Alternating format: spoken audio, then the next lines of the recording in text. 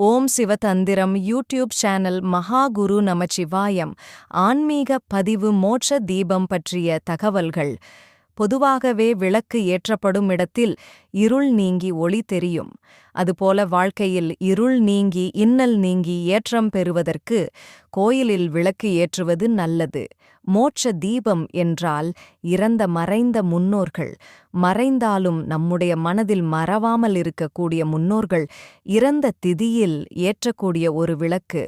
நிறைய பேர் ஆர்வ மிகுதியில் உயிரிழந்தவர்களின் படத்திற்கு எல்லா நாட்களும் மோட்ச தீபம் ஏற்றுகின்றனர். மோட்ச தீபத்தை வீட்டில் ஏற்றுவதை விட கோயிலில் ஏற்றுவது சிறப்பு என சாஸ்திரங்கள் சொல்கின்றன. இது குறித்து மேலும் விரிவாக நமது ஓம் சிவதந்திரம் யூடியூப் சேனல் மூலம் தெரிந்து கொள்ளலாம். மோட்ச தீபம் முக்கியத்துவம். மோட்ச தீபம் முதன்முறையாக முன்னோரின் திதி வரக்கூடிய நாளில் ஏற்ற வேண்டும். நாம் வயிற்றில் கருவாக உண்டாகும் போதே வாழ்க்கை விதி எழுதப்பட்டுவிடும்.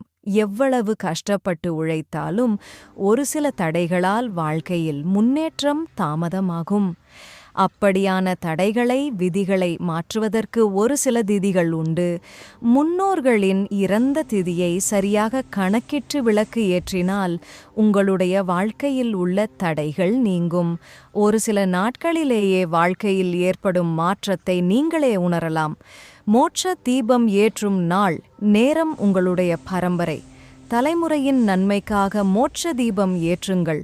முன்னோரின் திதி தெரியவில்லை என்றால் சனிக்கிழமைகளில் மாலை நேரத்தில் மோட்ச தீபம் ஏற்றுங்கள்.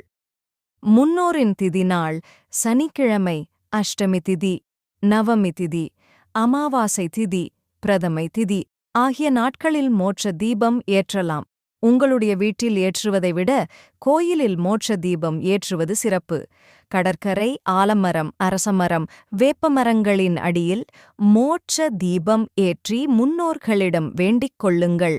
அப்பா, அம்மா, தாத்தா, பாட்டி, நம்முடன் வாழ்ந்த பலரின் அருமை பெருமை உயிருடன் இருக்கும்போது புரிவதில்லை. அவர்கள் அனைவருமே நம்முடைய நன்மைக்காக சிரமப்பட்டவர்கள். இதற்கு ஒரு சிறிய தீபம் ஏற்றினால் மோட்சம் கிடைக்கும். மோட்ச தீபம் தொடர்ந்து ஏற்றுவதால் மனதில் இருக்கும் தீய எண்ணங்கள், தீய குணங்கள் கொஞ்சம் கொஞ்சமாக விலகி நல்ல எண்ணங்கள் வார்க்கும். நற்றுணையாவது அண்ணாமலையாரே எங்கும் நீக்கமர நிறைந்திருக்கும். அகிலம் காக்கும் அண்ணாமலையாரே போற்றி போற்றி.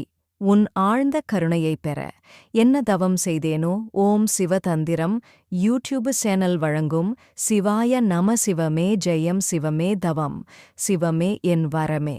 எங்கும் சிவநாமம் ஒலிக்கட்டும்.